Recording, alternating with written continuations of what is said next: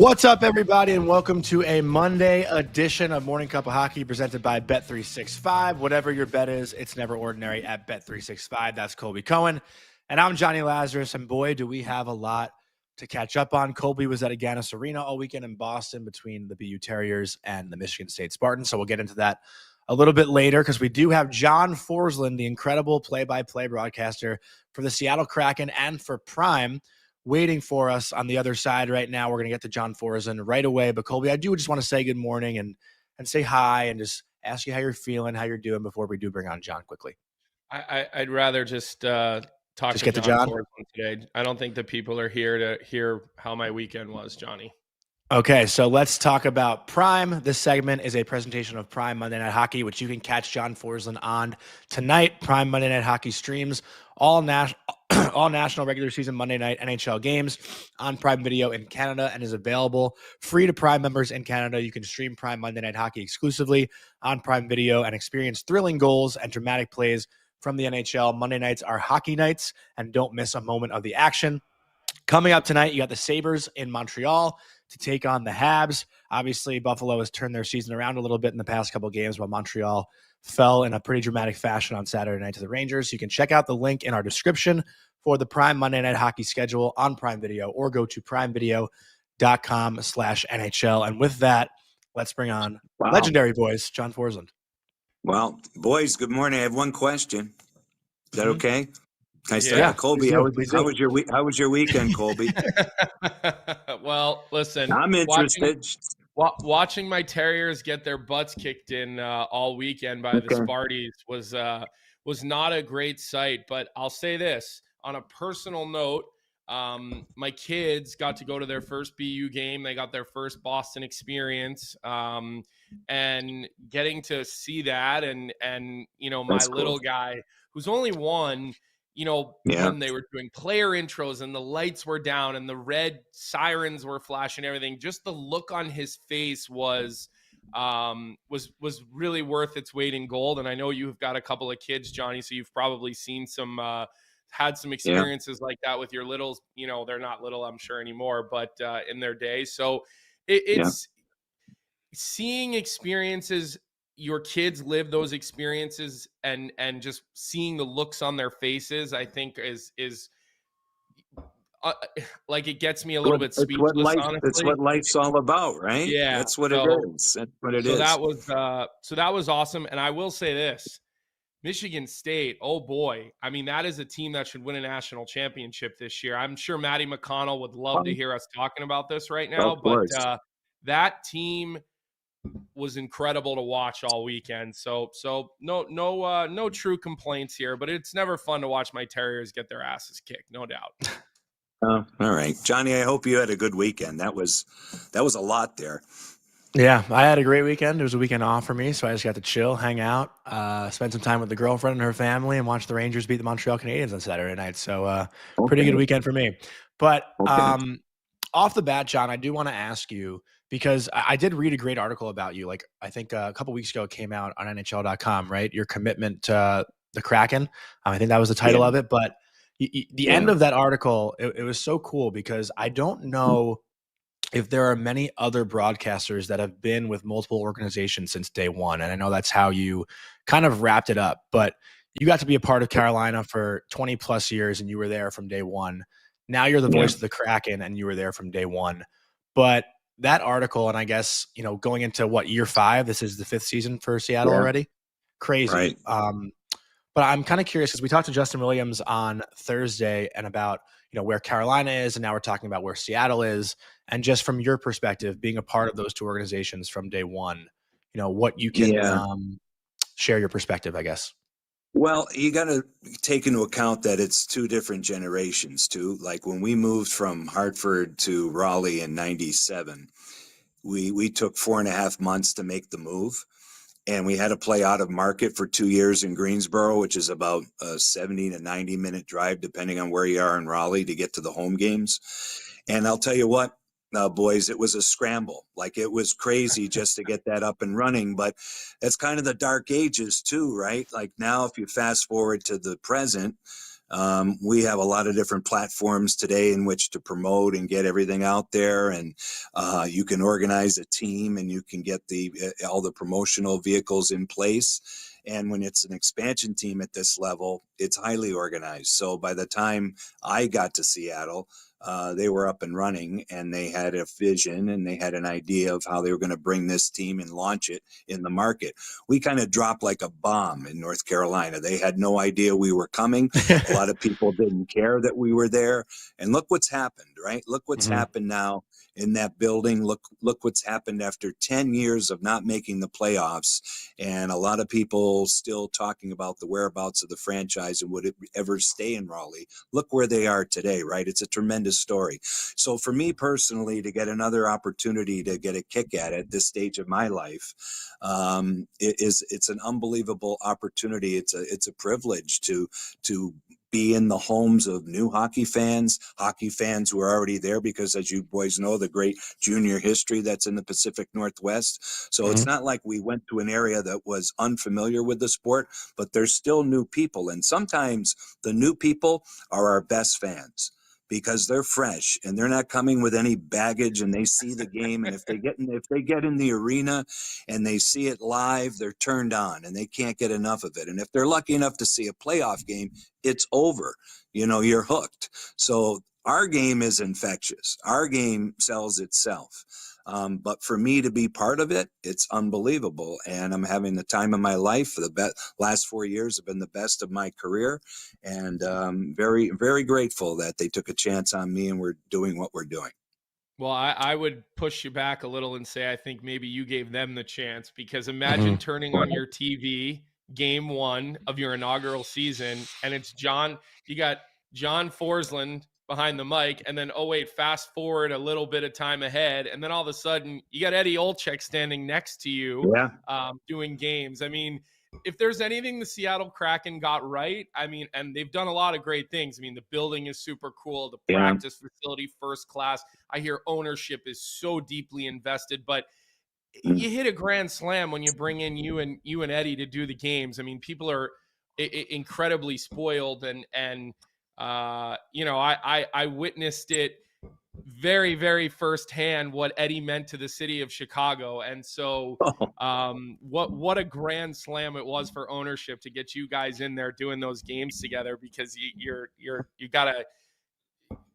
you make the argument. And again, obviously everybody has their personal flavor, but let's just say 2 of the best who do color and play-by-play in the game of hockey. Right. So that's a big help for that team. And John, I saw the Seattle Kraken have a youth hockey team. They've got their U16, their U18s. They're playing in all these tournaments all over the U.S. And I think all that kind of falls in line with what you're talking about. Yeah, and the same thing happened in Raleigh. My son played on their first ever AAA squirt team back around 2009. You can only imagine what that was like for those young kids to go out and travel. No home games. They had to go everywhere to play and get hammered and get killed. I mean, they couldn't compete at a level with these other programs, but they developed the sport at the grassroots level there. The same thing's going to happen in Seattle. It's happening now. If you've been to our practice facility, the Kraken Community Iceplex is second to none. It's absolutely incredible. It's an $85 million facility, 3 sheets of ice, unbelievable locker room for the big boys, but the facilities for the community is what's most important there. And there's hockey being played from dawn to dusk and beyond, and well into the wee hours of the morning, with the senior leagues and all of that. So that's good. And our footprint with our hockey network, and I give the Kraken a lot of credit, because, getting caught in the cable wars, and we're kind of getting weaned off of that now. As consumers of the sport, you have to figure out different ways to present the games, make it free. We were hitting a roadblock with Root Sports that did a great job at the beginning of it, but again, they would put it on the top tier locally, and a lot of people were not going through the expense of watching or paying for it to see the Mariners and the Kraken. But by taking on their own network, we're in Montana and Alaska and Oregon, and we've got this footprint across the Northwest, which is absolutely incredible. And our ratings are good. So, yeah, we're trying to spread the gospel of what we love. Right. So that's just like you guys. That's what we do. Well, to spread the love, I got to give a shout out to Jenna Henderson in our chat. She's here every single morning. She's a diehard Seattle Kraken fan, and she's been begging us to get someone from the Kraken back on the show after Joey Daccord did such an amazing job here. And I do want to praise Joey Daccord, but I want to pause that for now because I got to ask you. I mean, it seems like the Kraken players have fully immersed themselves in this Mariners playoff run, and obviously tonight's a huge night. But I want to know whose idea was it to rock the Mariners jerseys going into Toronto on Saturday night, because they wear the jerseys off the bus and they come into Toronto and they beat the Maple Leafs in overtime. And then there's a big fuss post game about the Maple Leafs and everything. Just what a night for the Kraken in Toronto on Saturday night. Well, this has been going on for a while. The boys go over to T-Mobile Park frequently and see games, and it's not unusual. You know, when you play in a city as a pro athlete, you cross over and you really want to get to know some of those guys, and they do. And a lot of their players have been, last season, for instance, Cal Raleigh was a frequent visitor at our games. You know, he was in Seattle most of the off season and would come and be at the games and so on. But, you know, I think it was at our last preseason game, October 1st, the entire Mariner team came to a preseason game. And we had Dan Wilson up in the booth, and Eddie and I had a good time with JT. We had a good time, with him. So I think that's already there. The players have been sporting mustaches secretly. Now Matty Beniers has kind of opened up about this, so I guess it's true. I don't get involved in a lot of these conversations, but I think that's out there. So the other day when they brought the jerseys and the boys walked in the Scotiabank Arena with the Mariners jerseys on now, the publicity arm of the Canadians got up in arms because they wanted to point out, I believe the Kraken have more Canadian players on their roster than any other team. I did not know that, but that's interesting. And so everybody, they said, has to be a Blue Jay fan, which is probably true. There's probably great Blue Jay fans, that play for the Kraken. But this is about Seattle. This is how rich and passionate the city is about sports. It is an unbelievable sports town. I had an idea, but I didn't really know how it is until I got there. If you ever get a chance to see the Seahawks play, with the 12s, that's an unbelievable dynamic. Hey, we had one step in our second year into the Stanley Cup playoffs, and it was incredible. And the guys who were part of that still remember that building shaking and what that felt like. That Everly goal. This Mariner thing, I'm a diehard Boston Red Sox fan, so I've gone through that. Zone. Yeah, that's right. And I remember where I was in 2004 when that thing went down, and it's emotional because it gets to your parents and it gets to your friends and it gets to, conjures up all kinds of emotions within when a baseball team finally does what they're going to do or try to do tonight, is get to a World Series for the first time. So they hadn't been here in 25 years. The people are starved for it out there. So it's just been an incredible season, and they're a big part of what's going on. You don't have that Springfield tattoo, do you? No, I don't have any tattoos. No, that is, no. That's but that's about also it, right? different. Yeah, I know about it. Yeah, I know about it. Springfield is the original Sin City, for those that don't know that. Yeah, that is that's quite a place. Yeah. Yeah, well, I spent a lot of believe it or not. I spent a lot of nights in the American League in that building playing against those guys when I was in Providence. So you don't want to anger the fans there. They'll be waiting for you when you come out of the side door of that building and get a little in the middle of winter. You try to shuffle as quick as you can from that back door out onto the bus. Make sure you're not the brunt of any too many conversations. But I'm not proud of this. But back in the day when I was calling games there in the 80s. The arms to come off the seats, and they throw those plastic armrests, on the. I mean, it was just awful. And sometimes in celebration, think about that. They're celebrating. They won the Calder Cup twice when I was there, and they're throwing the armrests on the. It's going to kill somebody. But hey, man, that's Springfield. That's Springfield, right? Well, listen, it's I got to live in Kenmore Square for a World Series by the Red Sox. Being a freshman in college. I mean, we were on an 8-second TV delay. So Manny would be up at the plate, and all of a sudden you'd hear Kenmore Square. You felt like there was an explosion because of the fans, and he'd still be standing at the plate waiting for the pitch. So we knew, 7 seconds early, Manny or Ortiz went yard again. So you mentioned that it brought up some fun memories of being around for those big moments in Boston. But trying to kind of stay on topic here, because again, we admittedly have not given the Seattle Kraken enough love last season. We really didn't. We didn't talk about them enough.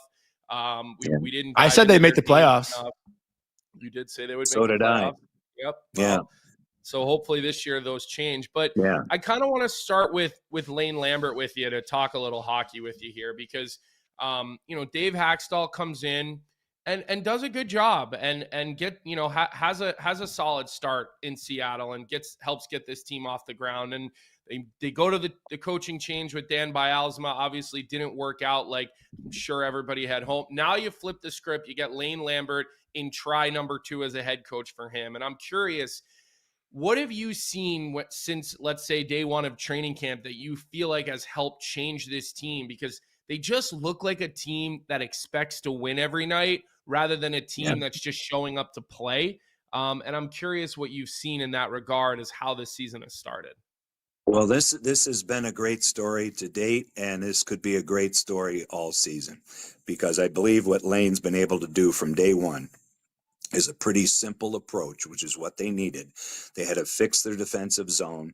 They had to get to a system that would work for them. And he's really asking them to compete way harder than maybe they did last year. And I think, to their credit, those guys last season were frustrated by the way they were playing.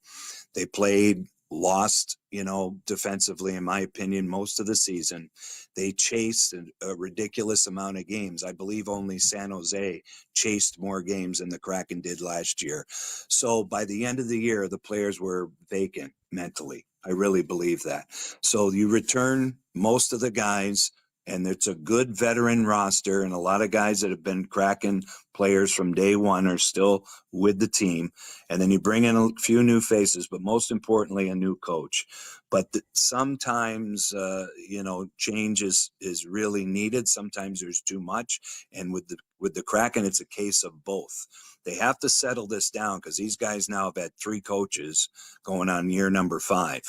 There's been a little bit of a shift in management. Ron Francis is still overseeing the hockey operations, and his plan is still being executed, but Jason Botterill has taken over as GM. So they're already on to their second general manager. For me, that's too much. So they got to settle down a little bit, not knee-jerk as much, and believe in what they're going to do. And if you watch them play in the first 5 games, they believe they can win. They believe in each other. They're trusting each other on the ice. They're becoming the quote-unquote goal of every team in the NHL, hard to play against. But what I like to do when I follow a team is listen to what the other side says after that team's done playing. And when the Kraken now have gotten around a little bit here in the buildings they've played in, the opponents have all said that. Well, they work exceptionally hard. That wasn't being said last year. Last season, they tried to score more. Dan had good intentions. He wanted to open up their game. They were so challenged to score in year 3 after making the playoffs in the second year that, that's why the well ran dry for Dave Hakstol. And Colby, I agree with you. Hack did a really good job with this team. He put a foundation in place. You guys know, as players, you got to be strong defensively and work out. That's the only way hockey works, right? And so last year, they were the victim of their own peril, where they would stretch out the ice to score. They were robbing Peter to pay Paul. They really didn't have much of a clue in the neutral zone, and certainly not in the D zone, and put the goalies at risk. That's been cleaned up. So I'm very interested to see, because there is some of the parts team. They don't have game-breaking talent, so they have to have scoring balance, and they already are onto it in the 5 games. They have a sound D core. They have some good young players now that are starting to cut their teeth and take a step. They still have a 22-year-old Beniers, who's going to be a real solid 2-way center. And they have Shane Wright now really starting to play. And at 21, he's the guy that, to me, is the key, because he's going to have to be a point producer moving forward. Berkeley Catton's only 19 years old. He's a first-round pick. He's still with the team, but he's probably a victim of the rules right now. He probably should be playing in the American League, but can't. So, this is where they're at. And DeCord is off to a great start in goal. So I think the league will, and the league is sleeping on the Kraken. You're not alone. Everybody has them picked 28th, 29th. That's okay, because they can utilize that and just sneak up on people for a while until they figure out what's going on. But it'll take just about a month or two if they keep going like this, and people now will be ready for them. They'll be ready for that game, which is in the trenches. Yeah, and I'll give Laz a little credit here. I think he was a lot higher on them in our preseason rankings than I was. But it's funny, like I wrote down a number of topics that I wanted to ask you about, and you led me into a couple of them. So I'll go backwards a little. I know you mentioned Shane Wright, and he's somebody that I wanted to talk with you about. But you started by talking about the decor. I'm somebody that believes you build your team, from the net out. And I think you look at a lot of the Stanley Cup champions, and you can look at their back end, and you just don't have a hole on the back end. And you get these mix of puck movers and guys who can play a little bit physical and a little bit heavy in the make of their team. So I'll ask you, with Montour being away from the team right now, and we obviously wish him well and whatever he has going on, we're thinking about him. He's somebody who's come on our show and big fans, personality. Like, we love this guy. Great. But my question is who really has the opportunity to step up here? Because I know Fleury has sort of been in and out of the American League over the last couple of years, and I'm always intrigued by the guy who gets that opportunity. My first game in the league was due to Ryan Wilson having blood clots, and he was a good friend of mine, and I wanted him to be okay, but I also wanted to keep getting chances to play.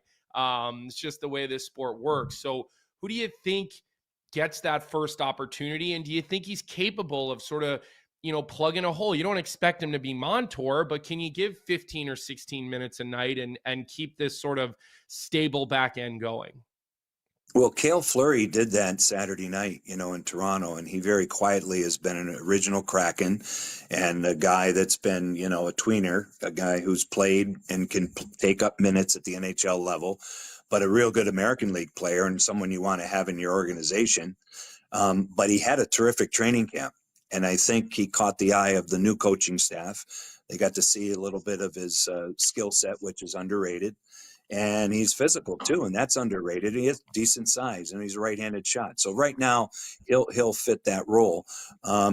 Moving down the road, I think they have an injured player here in Riker Evans who hasn't played yet this season, who has a tremendous ceiling and got caught, I think, last year in the mire of everything that was going on with the Kraken. And he too, played a confused brand of hockey. And maybe people were saying, well, is he taking a step back as a young player?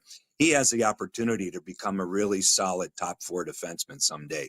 Excellent lateral movement, can move the puck. He too is an option on the power play. He has an edge to him. He's not an overly big guy, but he's sturdy enough, and he has a physical edge that he can snap a little bit, which is good. So there's some options there, and there's some young players in the organization that are just getting started. Who are credible junior players. Tyson Jugnoth is one name to remember. He's an undersized defenseman, but he had an amazing training camp coming out of the Western Hockey League. He was the top defenseman in the Western Hockey League last year. So he's a couple years away, but they do have, and there's more than just him. So I'm selling people short when I don't bring up the other names. So they do have, a pipeline because they've committed to drafting and developing. This is not a Vegas program. Now, Vegas, to their credit, God bless them. They've done an unbelievable job managing that franchise and doing what they've done to stay with a winning program from day one. The Kraken felt that they didn't have the same type of start, and Ronnie has believed in drafting and developing, going back to what he did in Carolina, and proof's in the pudding. There's a lot of players around the league right now that were either are now playing for the Hurricanes or elsewhere, like Marty Necas, he drafted him. If you're going to do this, you have to have patience. You can't flip a switch. And I think that's been the angst in Seattle. The fans are a little bit frustrated and they get anxious. Ownership wants to win. ownership is deep and committed, and they're really good. But you have to wait sometimes, and I think that's where they're at right now. And with that, John, if I may, Colby, just jump in. This is my last question. Obviously, we're really grateful for your time. We know you got a big game tonight, but I wanted to follow up and just ask, like, I feel like every team, excuse me, I'm coughing a lot this morning. Every team I feel like has something you can point to where it's like, this is the reason why I'm turning on the TV to watch either this guy, to watch this thing. Like, for me right now, like it's Montreal's power play and their young talent. It's Bedard and Nazer for Chicago. Like, those little things that you can point to and say, this is who this team is. This is why you should watch. What is that for the Kraken? I'm curious what that is right now, because we talked about how they don't really have like that flashy superstar yet. It could be Shane Wright. It could be Matty Beniers. Joey Decord's obviously taken over the net. But what would you say, as someone who's with them day to day, is like the shiny toy about the Seattle Kraken? Well, there's multiple shiny toys, and they haven't been in a position to draft a generational player, but they've drafted really good players. And so I think right now and going into the season, they had zero identity, which is dangerous. Mm-hmm. And that's why people, and I don't blame people for looking at the team and saying there's no relevance attached to the Kraken, and there still isn't. They have a lot to prove. So they're going to sneak up on people. And I think, to utilize the thing that I go to all the time, which is worked and pertains to the entire program, that's Kraken hockey, baby. Like, what is that? Well, what we've talked about is what it is. They're a team through and through. So there isn't one thing that's going to jump out. But over the course of this season, I see some of their younger players. There's Beniers and Wright and Yanni Newman, Ryan Winterton, who's grinding his way onto the roster and playing every game now. He's a third-round pick in the 21 draft. So in the 21 draft, you have Beniers, second round, 35th overall is Riker Evans, third round is Ryan Winterton. So these draft choices are starting to come to fruition. Newman is a big Finnish player that's a goal scorer. He had 28 goals in the American League last year. He's got a terrific NHL caliber shot.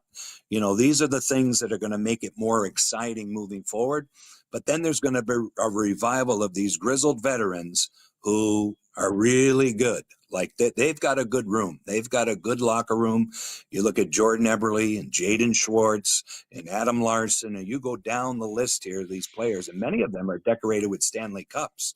So it's not like they're nobodies. Chandler Stevenson, he's a hell of a player, like quiet Boy, player, but he on those Vegas teams. Oh, yeah. And now Lambert's utilizing him against the best on the other side every game. So I think when he came last year with the big inflated free agent contract that the analytics people looked at around the league and said they overpaid. Well, of course, because you're trying to entice players to come A, to Seattle, and B, to join a team that's not in the upper tier. And as we know now, free agents just want to win. They want to go to whoever's winning. If the city's nice, that's better.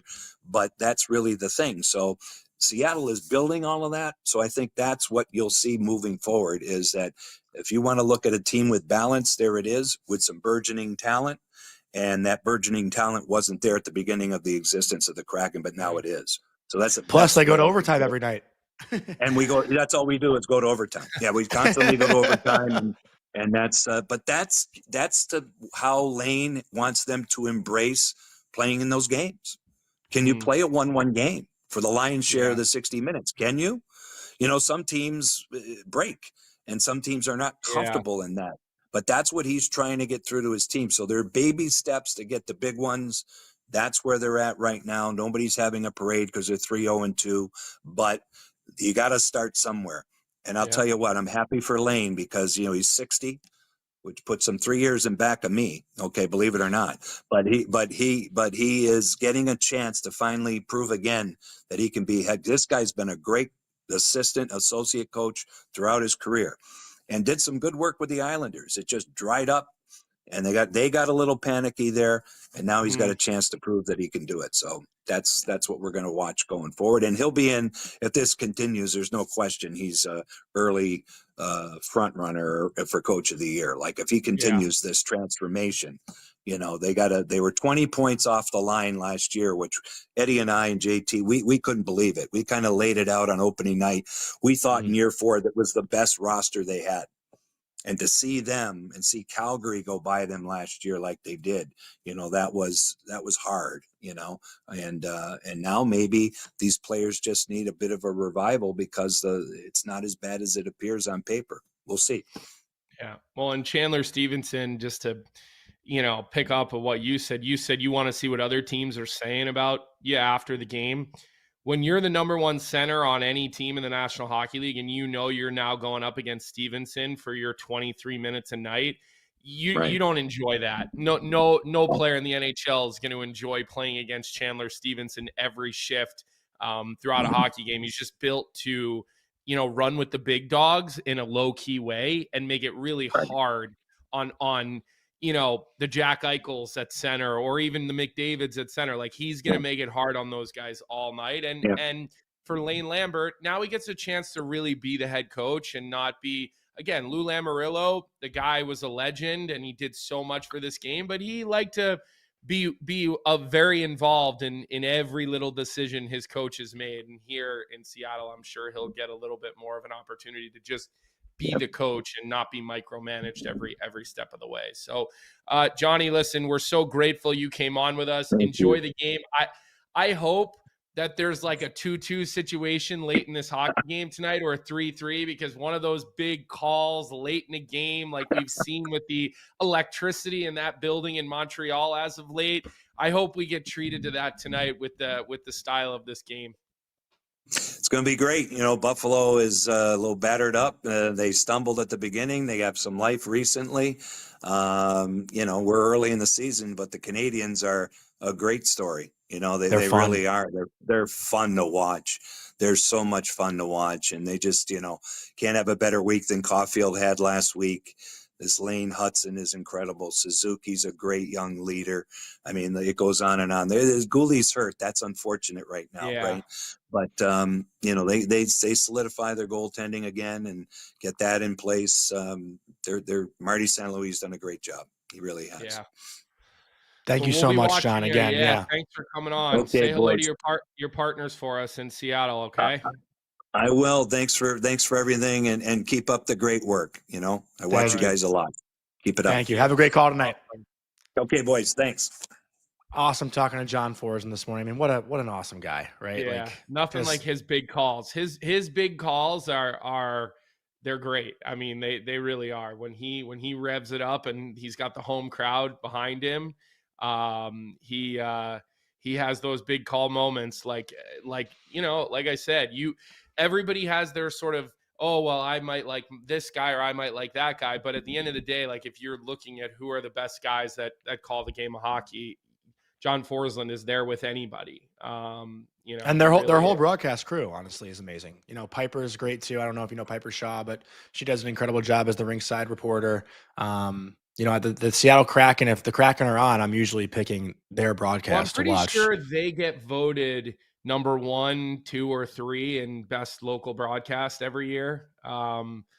I'm pretty sure like pretty much every year that Eddie and Forslund have been the main guys. And I know JT works with them as well, but they get ranked, in those, whatever those rankings mean. I don't know, but I'd say you're getting it right when you put Forslund and Olczyk at the top of that list. And then they come together and do some TNT games every now and again, I guess, for playoffs and stuff like that. So there's your Kraken talk. We don't do it nearly enough. If they keep winning, we'll do more of it. And we'll keep talking about those guys throughout the year, but I'll have the Prime broadcast on tonight. We'll be able to get it on ESPN Plus.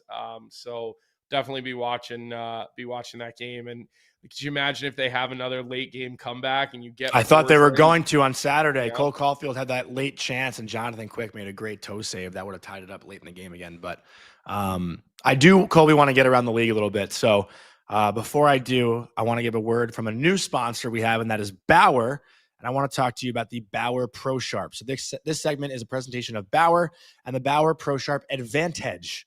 This at-home sharpener gives you the ability to sharpen your skates with pro-level precision at the touch of a button, leveraged by decades of progressive innovation. This machine is designed to be as automated, precise, and convenient as possible. So easy to use. The Advantage features an interactive touchscreen, user profiles, and has readily available how-to videos and troubleshooting tips to have you ready to sharpen like an expert. Whether you're sharpening skates in your garage, at the rink, or even on the road, the Advantage at-home sharpener ensures that your skates are always game ready. So learn more about the Bauer Pro Sharp Advantage at Bauer.com. And with that, Colby, I feel like we have to talk about this hit yesterday from Tom Wilson on Filip Chytil. And this was a hit that I feel like had social media at a split 50-50, whether it was clean, whether it was dirty, whether it was late, whether it was not. I feel like you and I are probably on a similar side with this one. Like, I think for me, yeah, you want to go first? Yeah. Let me just jump in right away here and say this. Okay, look, it is the worst freaking sight when Filip Chytil lays down and has a hard time getting up. We know the history. It is such a shit sight. But as much as it's a shit sight, we can't make our opinion based around the fact that, like, we feel horrible for a guy, right? Nobody wants to see players get injured. Do not watch that hit in slow motion and make your decision based on that hit in slow motion, because remember something, there is so little time on the ice, and this happens so quickly that, yes, when we watch the replay and we watch it in that slower motion, because that's what they gave us even on the broadcast, it is not the right way to form your opinion. This was maybe ever so slightly late, okay? To me, it bordered closer to not late than late, but I'll give you maybe ever so slightly late. It's really not a bad hit. It went through his body. It was shoulder down. The principal point of contact was not the head. Filip Chytil, you gotta not admire your passes through the neutral zone. Like, you know, it's a dangerous game, and you have to know once you move that puck, when you start going lateral and you're not looking around, somebody might finish through you. But look, I think the officials did the right thing. They called it a 5 so they could review it, and then they took it away because it wasn't a dirty hit. Again, you can jump on the argument and say it was ever so slightly late. And had they given Tom Wilson a 2-minute penalty and they said interference, I would have been okay with that. But ultimately, I think the officials got it right. I think it was a good hockey hit. I think watching the slow-mo replays make you think it was an hour late, but it really wasn't. But at the end of the day, I hope Filip Chytil's okay. I hope it's just very, very minor, but I really didn't have a problem with it. All right, but let me ask you this. I thought it was late. I did. Like, the puck was off his stick. He's going in a different direction, then he gets hit. Like, it's one full stride, maybe 1.5 strides before he's hit. And obviously I'm more sensitive to it because it is Filip Chytil, and we addressed that already. But I do think, like, you think that's a good hockey hit. I mean, Johnny, look, he has the puck. He stopped skating. It's not as if Tom Wilson continued to stride through the hit, and then all of a sudden he chips it off his stick. Remember, all of these replays right now are slowed down. I don't think it's dirty in real time. I don't think it's dirty. I don't think it should have been I don't even think it should have been a 5. I don't think it should have been a 2. It's just a little late to me. And I think when you say a good hockey, I know, but let me finish. I gave you, I was quiet. I gave you your spiel. Fight for your air. When you say good hockey hit, when you say good hockey hit, that's what bothers me, because the point of hitting is to separate the man from the puck. in this instance, Filipito's already given up the puck. He doesn't have the puck on his stick. Does Tom Wilson really need to go through him? No, but he's already made his decision. And I could see that. Tom Wilson committed to making this hit before, while Chytil had the puck on his stick. Wilson already decided, I'm sure, that he was going to finish through the body. So you that said, think it was dirty? No, I don't think it was dirty. I'm saying that I don't think it's a good hockey hit. I think hitting someone on the blind side, because Chytil obviously, was looking in this direction when he gets hit from here. And granted, he shouldn't be watching his pass, but it happens this quick. I just have a problem with you saying it's a good hockey hit. I do think that is the kind of hit. I do think that's the kind of hit that the game does want to remove.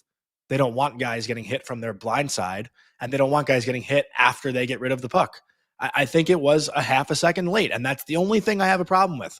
Like, I don't think it should have been a suspension. I don't think it should have been a 5, but I think people who are saying it wasn't late, like, what are we talking about? The guy gets rid of the puck, and he's going in a different direction. The puck's not even on his, like, it's not like Wilson has a split second. Why did the officials not, they reviewed it, Johnny, and they're watching it in real time on their replays, and they deemed that it was not late. They deemed, that was a veteran ref, right? It was, I know the guy who was reffing the game. He's the French-Canadian guy. He used to ref in the American League and was, literally tons of games under my belt with him. So I remember him. I don't know. Like, it's a physical game. You're taught to finish your check. One thing that drives me crazy about hockey these days, nobody plays through people anymore. Nobody really does finish your hit. So many guys, they go up to play a guy and then they turn away. You want players to continue to play through people. So again, I'm not saying it's dirty. It's just late. You thought it was really late. But if it was late, then it is dirty. If it's a really late hit, that's not true. How do you not? Just because it's late doesn't make it dirty. Those two don't correlate. I don't think they correlate. You have a guy in your sight and he has the puck. Like, you're talking about less than a second, though. By the time he gets the puck, maybe it was 1 second after he got rid of the puck, 1 full second where he gets hit. Also, if Filip Chytil's coming up the ice this way, okay, like he's skating north, let's call it northwest, okay, right? He's skating a little bit north, a little bit west. How is that blindside? How do you not take a fucking look, Johnny? You've got Tom Wilson on the ice, right? It's a guy you sort of need to know when he's out there, but I don't know, like, it's not as if Tom Wilson came from a full blindsided spot. No. You're coming north and you're moving a little bit west and you've got a player coming from that side of the rink. I don't know. Like, is it really a blindside? I'm not sure if it was. I don't like blindside hits either. Like, really, really blindsided hits where, you almost sneak in. But if you watch the path that Wilson comes from there, I have a hard time saying that he's not looking. At what point did he look? And not to mention, he didn't take any strides to go in and hit him. It wasn't a charge. Like, but again, Vic, you're showing us all these replays because that's what Sportsnet showed. None of those are in full speed. None of them. None of them are in full speed. It just reminds me a little bit, Colby, if I may, just like if we're relating this to like previous hits that I've seen. Like, I don't know if you remember it. I have 2 hits in mind that I think one you'd remember. I don't know if you remember the other one, but Brandon Prust on Derek Stepan in the conference final in 2014. I don't remember. Okay. The hit. I don't remember. So maybe Vic can pull these up if he can look for it while we're talking. But who is it? Aaron Rome on Nathan Horton in 2011. Like, do you remember that one? I remember.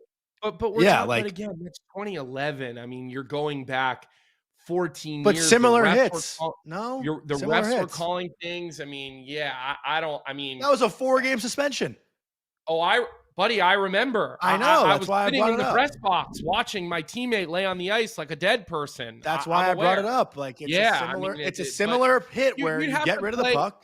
Vic, I don't know if you can pull up that Aaron Rome hit on Nathan Horton. Horty basically never played again after that. I know he did a little bit in Columbus, but I don't know. Like, I had a problem with you saying it's a good hockey hit. That's the only thing I disagree with. That is not a good. Yeah, I just don't. But how else are you teaching guys to hit? Good job, Vic, pulling this one up. That's the same exact hit. Is it not? Come on. That's the same hit. I mean, I don't think so. It was also principal point of contact was directly to the head. But the timing of it is the same. The timing of it is the same. Yeah, but look at the path that Aaron Rome took. And it's also that was a much later hit. The timing was not the same. Moves the puck. I mean, he's coming from underneath him. Tom Wilson came from above Filip Chytil. That's why I argue it wasn't a blindside hit. This was a hit that came from underneath. Like, to say that's the same, do you still think that after watching that? You want to backtrack on that? I think it's fair. I want to backtrack. I want to backtrack a little bit, but to me, the timing of moving the puck and then getting hit when you're not looking, like you can't say that's so much longer than Chytil's.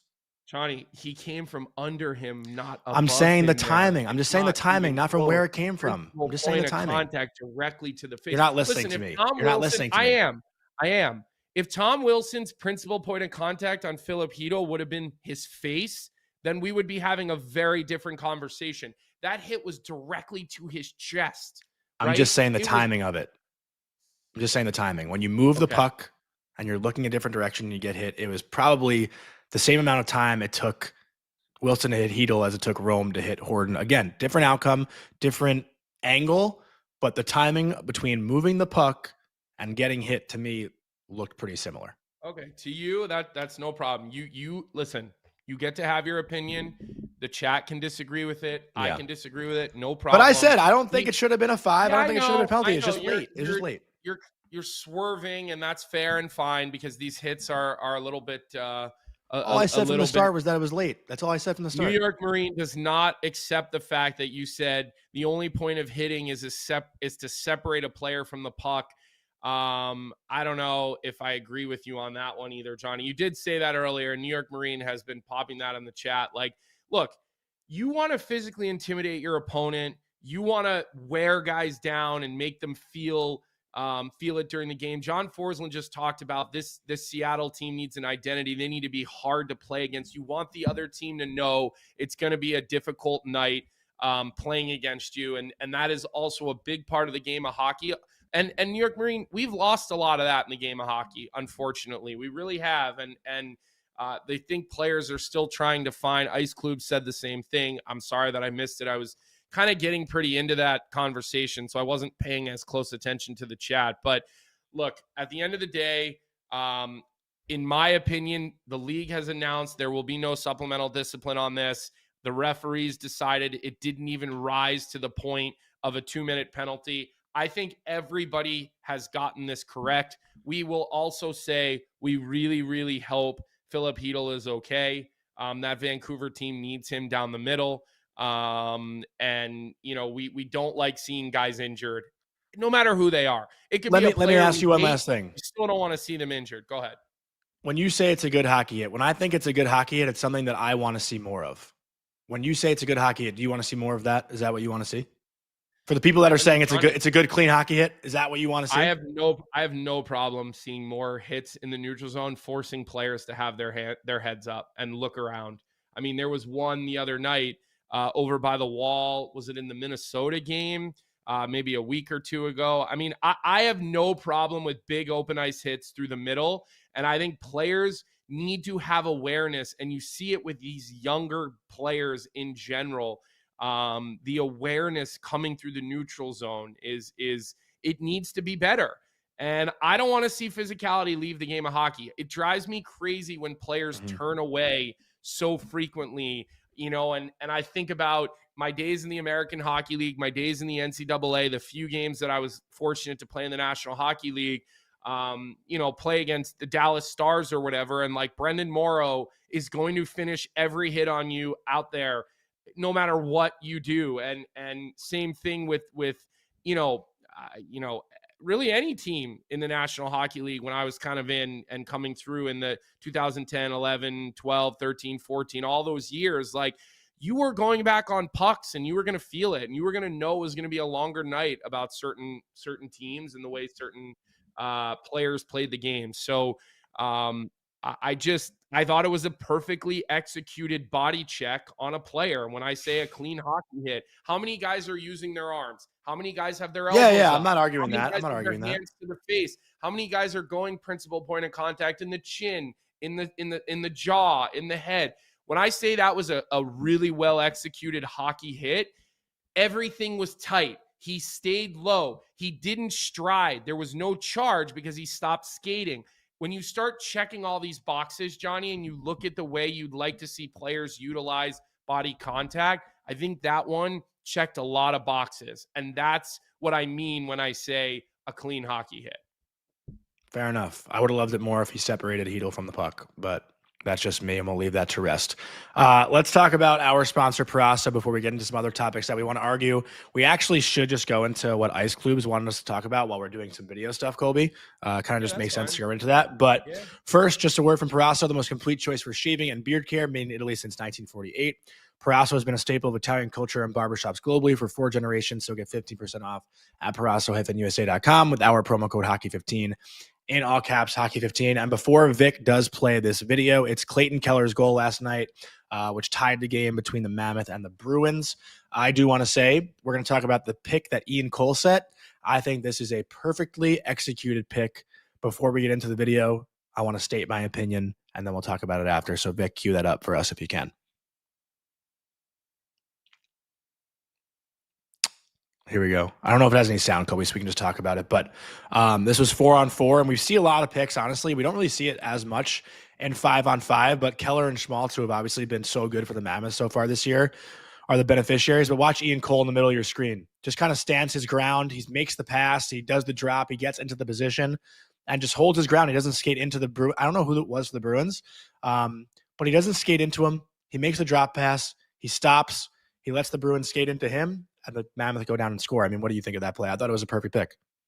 So I would say this. It was a veteran play by Ian Cole, because one of the biggest things that they look for with picks is, do you change the lane that you're skating in order to create that separation? And if you watch Ian on that play, he doesn't change his lane.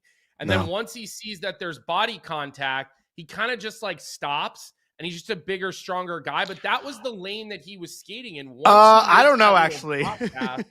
I think so. I think that once he makes that little play and he curls through, that's the path that he's on, right? And what they kind of teach you is they teach you to just continue to skate in the guy's way. Once you either change your lane or you kind of, run that sort of blatant interference, that's where referees will try to get you. What, you don't think that you think no, he changes I'm watching path? it again now.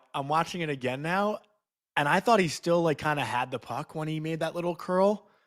But oh man. I don't know. He continues to go back to that side of the ice. I mean, I think he gets away. He goes right into that Bruins path. He goes right into that Bruins path. It was a veteran's play. He gets on his edge and he starts to cut. And there's no contact once he starts skating. And then 1 second, maybe a second and a half later, they're both in the same lane, right? So who gives there? Now, if you're the Boston Bruins, and I think, Klubs, this is what you're curious about. I need to see it. You want to go back a little bit and freeze the video for me for 1 second, Vic. Maybe you can go to where the pick was happening. And I think the decision you have to make as the defensive team when you're in coverage, and I know Elias Lindholm is one of the defenders on this play, is at this point, I can't really tell. I think Lindholm is the guy who's originally on Ian Cole, and I can't tell. Does that say 20, Johnny? The player that gets picked? I just, it's a little blurry I think that's 20 on my screen. But I Yoki think Haru, there's got to be, it's Jokiharju. Yeah. So there's got to be communication there where I think Lindholm has to see this play, and he needs to just sort of pull out and be the guy who grabs Schmaltz at this point once you see Ian Cole. And that's where, again, there's no communication between Jokiharju and Elias Lindholm. This is one where I think Lindholm's got to call for a switch and where he's got to kind of pull out there and then defend Schmaltz. But again, I don't think that should have been a penalty. I think when you look at the rules, and I'm sure you guys are all Googling what the rule is on pick plays and interference, like I think this was a veteran heads up. Yes, does Ian Cole know what he's doing? But he does it by the book because he doesn't change the lane that he's going in. And he kind of keeps playing through. And I think that's why the officials didn't call it a penalty. And ultimately, they make the play and they get a big time goal out of it. Yeah, I think I've changed my mind a little bit. You're changing your mind on it? Just because I think Cole does get into Jokiharju's path. Like originally when I first watched it this morning before the show, I thought Cole was like in his path, but I do think he gets in the path of Jokiharju. Again, like he stands his ground and whatever and doesn't skate into Jokiharju. So like Jokiharju, I guess at that point has to try to avoid Cole once Cole is in a full stop. Yeah, but it's almost like Cole entitled to that ice. Once he gets on his inside edges, he's on that path. That's his ice too. It's like a charge in basketball. I don't know if you know. Yeah, but once your feet are planted. Is this better? I'm agreeing with you in the chat. Is this better? Like I think it's Ian Cole's path just as much.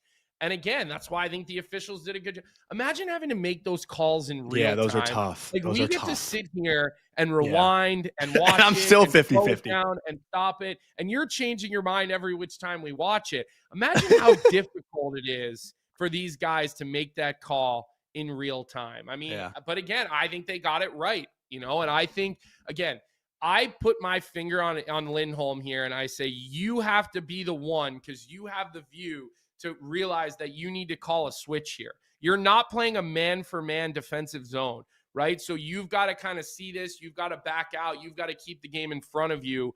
I don't know why Jokiharju is up that high anyway as a defenseman. Usually you're passing that off to your wingers unless you're playing a strict man-for-man, which I don't think many teams in the National Hockey League are playing strict man-on-man defensive zone coverages. So, well, remember, that was 4-on-4.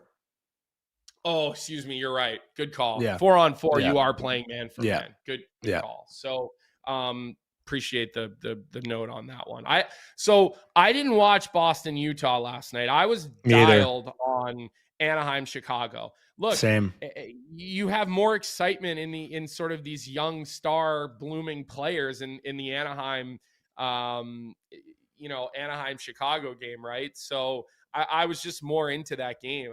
So I really didn't see anything but the last couple of minutes of each period in that game because they were slightly off on their pace of the way that they were going. When the Chicago period would end, you'd still have like 4 minutes of the Utah Bruins games going. So, I really didn't see a whole lot of it, but clearly a moment that a lot of people were curious about. You want to talk about that game? Because in my opinion, Spencer Knight stole one last night from Anaheim. I mean, Anaheim obviously ties it up late, from a delay game penalty. And I still don't know how Mason McTavish found a way to score. Like, I don't know where that puck went. I think you said no. It went short side.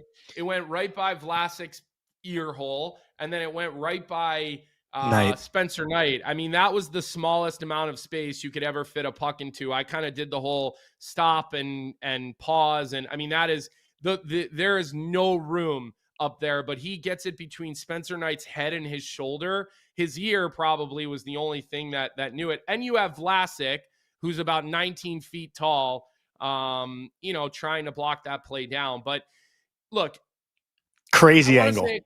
I want to say a couple of things about that game, and I'll start with Spencer Knight, because there was a play in that game where Chris Kreider has a golden opportunity to score a goal, and Spencer Knight literally gets it with the blade of his skate. The blade of his skate. He kind of chops the puck out, where Rinzel is covering Kreider in front of the net, or so Rinzel thinks. But Kreider sort of just veteran plays him, sort of lets him feel like, this guy has me. And then as the shot comes from the point, he spins off of him and retakes body position from Sam Rinzel, okay? And gets like a perfect little, opportunity on the net. And Knight just knocks the puck away with his skate. And when you've got a bunch of young defensemen, which the Blackhawks do, because Vlasic is still a young guy even, right? Crevier played last night. Del Mastro's played a bunch this year. Lev Shunov is playing. I know Korchinski didn't play last night. He's been in and out. But These guys have all been pretty damn good with the puck. They really have. These young defensemen for the Chicago Blackhawks. But where you take your lumps as a young defenseman is in coverage. It's making those quick defensive reads. It's body position plays. It's reading defensive rushes. That's where you kind of learn how to understand the cadence of offense in the National Hockey League and the pressure that you're going to be under. But when you have Spencer Knight to erase a lot of those plays, you don't necessarily feel so bad about your game as a defenseman when you're learning how to play in the NHL. Rinzel is learning pro hockey in the National Hockey League. Okay. Vlasic got a year to work some shit out in the American League. Rinzel's not really getting that chance. Lev Shunov has not had a ton of time in the American League. He's played some games, but he's learning on the fly as well. So to me, Spencer Knight just makes such a monumental difference for all these young defensemen who can move the puck well, but again, they're learning how to defend for the Blackhawks. I mean, his performance last night was incredible. I mean, worth its weight in gold. Yeah, I love watching the Blackhawks play right now. Frank Nazar again comes up big with that goal in the third period. Honestly, I can't believe he made that pass. I forgot who it went to. Who was the left-handed shot that hit the crossbar before he put the rebound in? I'm forgetting. But, the overtime play by Bedard to Donato. I mean, Bedard also last night, he was the best player on the ice. Can I have my Bedard comment here? Because I saw what you obviously tagged me in on Twitter. Couple of things about Connor Bedard. You watch Connor Bedard play right now. He is attacking the puck. With it, he's attacking the other team. Without it, he's attacking puck carriers. Like, there have been times through Bedard's early stages of his career where he's just sort of watches and he's kind of hung out and waited for the puck. Defensively, he'll kind of float, he'll turn away. This season, it's 180 degree, 360 degrees different. Bedard is attacking the puck. Okay. And we know what his skill set is. We've seen it. But with this attack mentality of his, look, you tagged me in it. It was someone's tweet. I don't remember, from one of these writers. He has looked a whole level above Macklin Celebrini to start this year. No doubt about it. Everything we loved about Celebrini last year, his attack mentality, you haven't seen it as much this year out of him. Bedard looks to me like a guy who went number 1 overall in the National Hockey League. He does. Now it's early, but clearly, yeah, good call, New York Marine. 180 degrees was right. 360 would bring him back to where he was. I guess I was just moving a little too fast in my thoughts there, so I appreciate the call out. But Connor Bedard's attack mentality is so noticeable in the way that he's playing with, and more importantly, without the puck. Okay, and look, we've been brutal on him on this show because he went number 1 overall. Well, I guess I've been brutal on him. Not we. You're not really brutal on anyone. Yeah. I mean, you're still thinking Lafreniere is going to be a 100-point guy in his career, so you don't give up on any of that crap. But good for Connor Bedard. Good for Connor Bedard. Listen, if he does this for an entire season, maybe we have to get him on here and I have to give him an apology right to his face, which I'd have no problem doing, because seems like everyone's doing that though. Superstars in the NCAA, in the NHL, is a good thing. More superstars, a superstar in Chicago, all these things are important, and then I'll kick it to you. You can talk about your boy, Frankie Nazar. He just continues to be this guy going to all new levels in his game. Yeah. And again, like, it's exciting hockey. It's fun hockey. And Nazar talked about that with us this summer. He said, like, our mindset has completely changed. Like, everyone, it seems like, in that dressing room or on that bench is just engaged. And I don't know if you saw, Colby, but we can't really get into it right now just because timing. I got to get over to morning skate here soon. Kevin Bieksa went off on like the Calgary Flames culture. Not sure if you saw that. He was talking about Yegor Sharangovich, a play he had when they were down 6-1. We can talk about this maybe tomorrow with Elliot, because I think Elliot was actually on the panel. And yes, Elliot Friedman will be back on the show tomorrow. But, the culture, it seems like, has completely shifted in Chicago. I know culture is just a word that everyone uses, but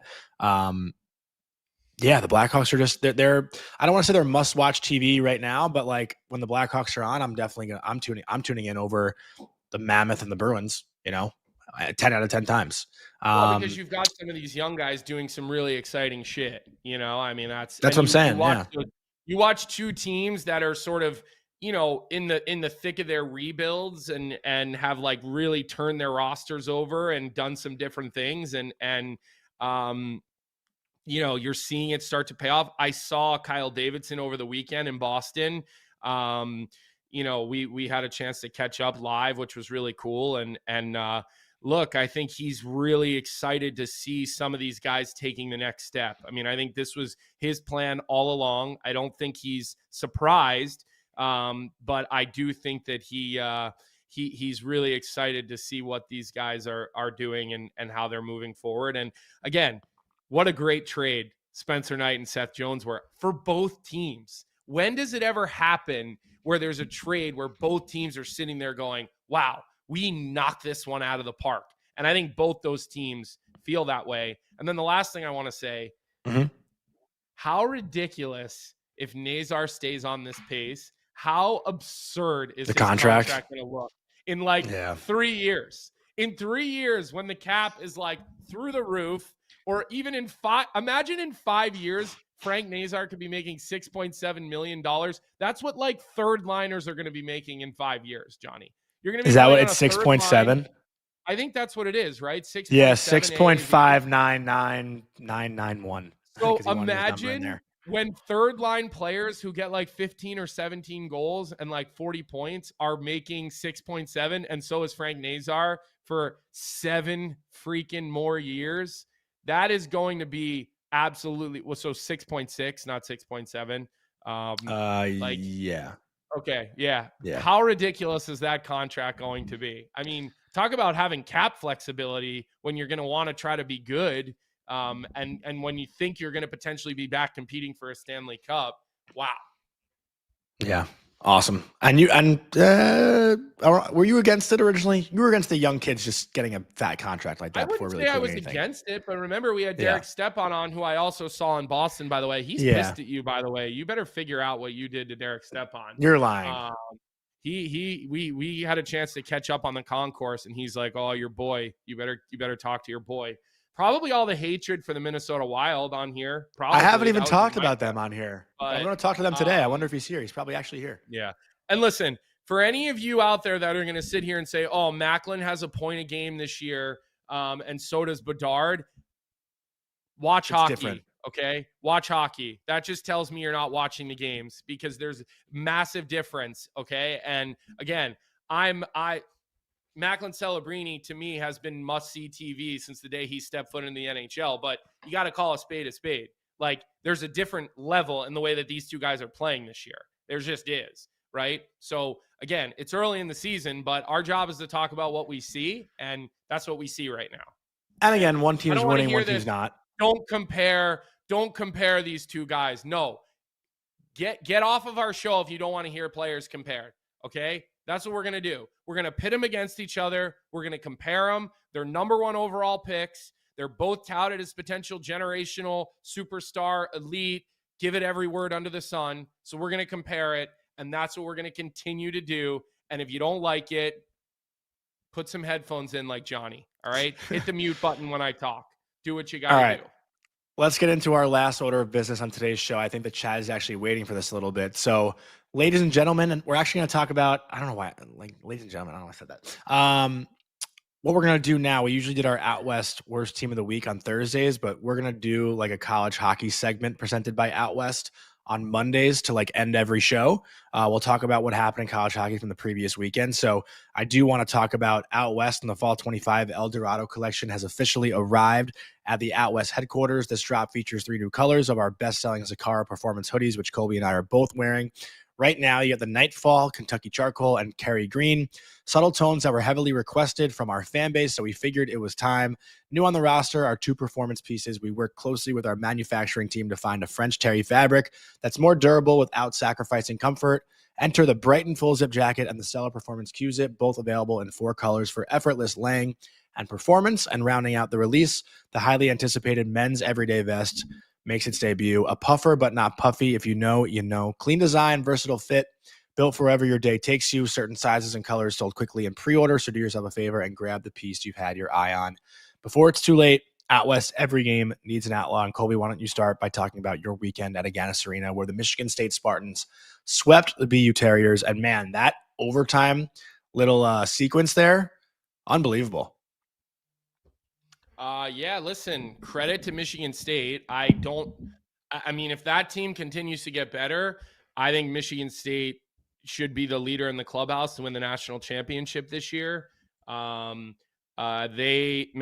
Riker Lee is his skill set live versus on tape. That kid is electric. I mean, the amount of deception in his game, he's a Nashville first round pick. Oh boy. Yeah. I mean, that pick to me looks freaking good. The speed that he plays with, unbelievable. I thought Martone was really effective. Caden Lindstrom, me, though, he dominated that first game, the game that I did on ESPN. Caden Lindstrom was a man amongst boys in that game. Boy, did he play well. Like, I was so impressed with how detailed Michigan State was. They bullied BU off the ice on Friday night. I mean, they bullied them. It was a 4-2 game, but I mean, that could have been 7 or 8-2, honestly. You didn't get a great goaltending performance from Yegorov, but just, again, Michigan State forced them into that the way that they played. I was very, very impressed with the Spartans this year. This weekend, I think they're to me the best team that I've seen in college this year. That Michigan State weekend is going to be off the chart when those two teams get together, because Michigan's played some really good hockey too. I know that there was a big weekend series out in North Dakota. Quinnipiac? And North Dakota too. Yeah. Them in Minnesota. North Dakota smacked them around Friday, and then Minnesota came back with a big answer on Saturday. I think Jeff was there this weekend. I'm pretty sure him and his son went to North Dakota. Really? I'm sure he'll talk about that on the sheet in his show today. I saw Vic telling us who's going on the sheet today, but it's pretty far. It's what Chaos and Spencer Carberry. Got it. So Spencer Carberry and DJ Bean. And what Chaos will be on the sheet today. So that'll be, he didn't go this weekend. I thought he was going to that North Dakota, Minnesota weekend. I was under the impression that he was going to that. So maybe I was a weekend off. Maybe he went the weekend before to Minnesota, or to North Dakota. But the Bobcats from Quinnipiac, man, they look like a team that are going to be tough to beat this year too. Rand Pecknold's got his boys going really, really well for this team. And so, yeah, lot of good games over the weekend, Johnny. And like I said, the Michigan State Spartans, if you ask me right now who's going to win the national championship this year, the Michigan State Spartans, to me, look different than everybody else. They really do. They just look different. Have you been able to watch North Dakota yet? I haven't been able to catch a game yet, but I keep hearing Verhoff is legit. And, EJ Emery had a couple goals this weekend, his first 2 goals in his college career. But I haven't had a chance to watch North Dakota play yet, so I can't really speak, on behalf of how they've looked. But I saw Jordan Schmaltz was there this weekend. Maybe that's who you're mixing up, Jeff. I haven't had a chance to see, and I do want to have one more follow-up point on Quinnipiac. Oh my God! Yeah. Team that builds a difficult out-of-conference schedule. They don't care. Like, Rand Pecknold wants to put his team into the fire right away. They play BC. They go play Maine, who was a top 5 team last year. They are not afraid to go play against big-time programs and big-time powers early in their season. So I'm a big fan of when you do that and you build a really difficult non-conference schedule. Even if you lose some games, like, it's not going to hurt you at the end of the year with the whole ranking system. But I love to see what Rand Pecknold and his group does with their out-of-conference schedule, early in seasons. And by all means, man, they're off to a great start. And one guy to keep an eye on at Quinnipiac, Colby, is Jeremy Wilmer, who, former BU Terrier, Long Island kid. He's on fire so far to start the year. And I got to talk about, obviously, my guy, Ethan Wittenbeck. 4 goals, 4 games as a freshman. He was picked in the 5th round this past year by the Calgary Flames. True freshman, by the way. at Quinnipiac. He's a guy who lit up the USHL last year. Huh? Probably went in a year early, honestly. He did. He did go in a year early. That he was going to wait another year. That was the plan. But I think Quinnipiac wanted him after the year he had this year, and he had to make that hard decision of going back to junior or going to college. And, I think he felt he was ready. Decision if your college team wants you. I don't think that's but a hard decision. But if you're that young and you want to make sure you're ready, it's definitely a hard decision, I would think. Doing that second year at junior wouldn't hurt his growth going into college, right? Like he was kind of on the he was on the fence if he was ready or not. Like, but he's obviously a confident kid and thought he'd go in and do fine, But he's looked great so far. He's, one of the top scoring freshmen in the country. And Wilmer is a guy who's going to have a lot of NHL attention, I think, come March and April. How about friend of the show, Dean Letourneau from Boston College? He's got 4 points in 4 games, 2 goals, 2 assists. He only had like 1 last year, right? After having no goals last year, the whole season. He had 3 assists in 36 games. This year, he's got 4 points in 4 games. And that's a guy who went to college a year early. The Leonard signing pulls him in. Or sorry, not the Leonard signing. The Will Smith signing pulled Letourneau into college 1 year too early. People were like, when I tweeted, don't give up on this guy, all these fans were like, you're an idiot. They said you're being a homer, which is hysterical to hear people say I'm being a homer to BC. Tell me you don't know what you're talking about without telling me you don't know what you're talking about. But listen, the Bruins first round pick, man, he finally looks comfortable. 4 points in 4 games, 2-2. He's a monster on the ice. His skating looks improved. I don't think we've seen the last of Dean Letourneau. I really don't. I think he looks like a pretty young, exciting first-round pick for the Boston Bruins. Again, 4 points in 4 games, man. Like, good for him. So I know you got to get going, Johnny. So let's do Bet365 and let's get you to morning skate. Yep. So everyone knows the drill. We've also hit 3 bets in a row. So we're looking to make it 4 in a row. Bet365, whatever your bet is, it's never ordinary at Bet365. So download the app and get in on the game. You must be 19 or older. And tonight we're going to stick with the theme, obviously, that everyone's talking about. The Rangers have not scored a goal on home ice. They are hosting the Minnesota Wild. You got Igor Shesterkin most likely in goal. And the under 5.5 is at -105. I think it obviously will be Philip Gustafsson in net for Minnesota. But I will be at their morning skate in 30 minutes, so I can clarify that. Will it be Gustafsson? It should be, right? I would think so. Wallstedt, I think, played maybe a game or 2 ago, so we'll see. Either way, Minnesota Wild, Rangers under. Both teams having a hard time scoring. Minnesota seems like they're a 2-man, 1-line team. They've been struggling to score their last 3 games. Well, we all know what I just said, the Rangers narrative. So that's going to do it for me, at least for this show. Colby, any final thoughts to wrap it up? You want to talk about who we got tomorrow? Who do we have tomorrow? Yeah, talk about it. Elliot Friedman and Pete Blackburn from What Chaos. So we got a doubleheader tomorrow as far as guests go.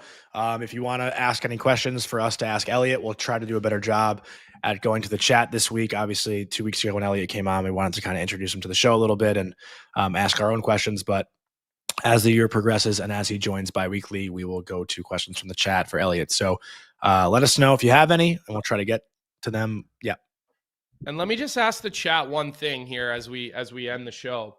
I've had a lot of college coaches lately that want to come on the show from some different programs, maybe programs that aren't necessarily the big blue bloods. Like, I'd love to bring Rand Pecknold on the show. I think he'd come on and do a great job. And I just think getting coaches on the show is so interesting. I think we have an opportunity to get Eric Lang on from RPI. For those of you that are watching Game Notes, Merle's love with RPI and I think we'd have an opportunity if we wanted to get Keith Fisher on. Lindenwood beat Denver over the weekend. The parity in college hockey is incredible. Are you guys all interested in hearing from college coaches from programs that you guys may not be super familiar with? Because if you are, I think we could have an opportunity to get all these college coaches to come on and talk about the program.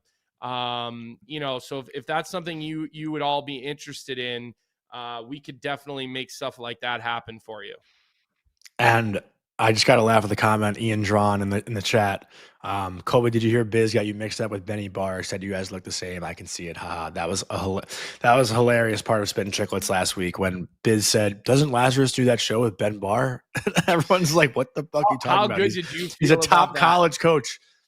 how good did you feel about that whole thing? I know that must have really pumped up your ego over the weekend. No, it didn't pump my ego up. It made me laugh that he didn't know who you were.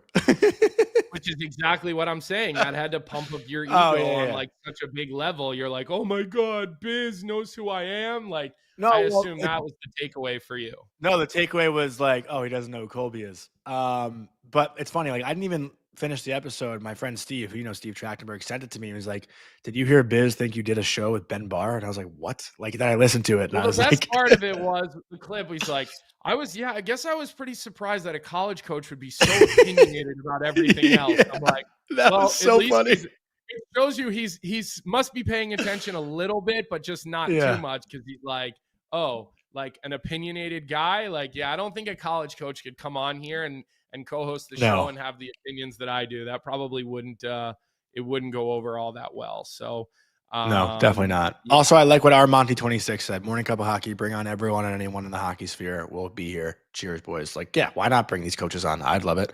And again, if we're going to do this segment every Monday to end the show, we can always try to have someone from college on every Monday if that's the goal we'd like to do. We can be like the I don't know, what would the example be? I don't know. Like what doesn't Pat McAfee do something like that? I kind of admit. No, I mean, just I step in the show. Yeah, I do watch McAfee, but maybe not like every day. I'm not like totally familiar with the segment. So, all right, Johnny, get to morning skate. We did 365, so we can say goodbye to everyone. We appreciate the fact that you guys were all here and with us today. Johnny Forsland, such a great guest. So we hope our Seattle Kraken fans, Jenna Henderson, you in particular, are feeling good about it. We've had a lot of Seattle people on, honestly, now. Montour, DeCord, John Forsland. We'll try to get Eddie O on at some point. He is pretty gracious about this stuff when you get him. Maybe we'll try to wait until they're in a playoff race, and we'll ask Edzo to come on and talk to us a little bit about what he's seeing from his point of view. But make sure you like the episode. Make sure you leave comments once the episode is done. Comments are helpful.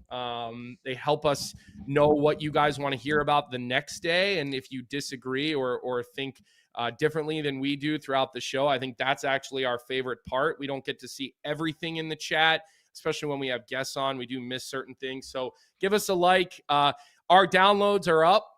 Everything we've been asking of you guys. So get the automatic download set on Apple Podcasts, on Spotify. Make sure those audio onlys are getting into your folders. Again, you might only listen to some on audio only. That's all right. But make sure you work with us on that and keep building that like you are with our YouTube presence. I think that's all we got for today. That's all the time we have. Hit the like on the way out, and we will see everybody tomorrow morning right back as we always do, 9 a.m. Have a good rest of your day, everybody.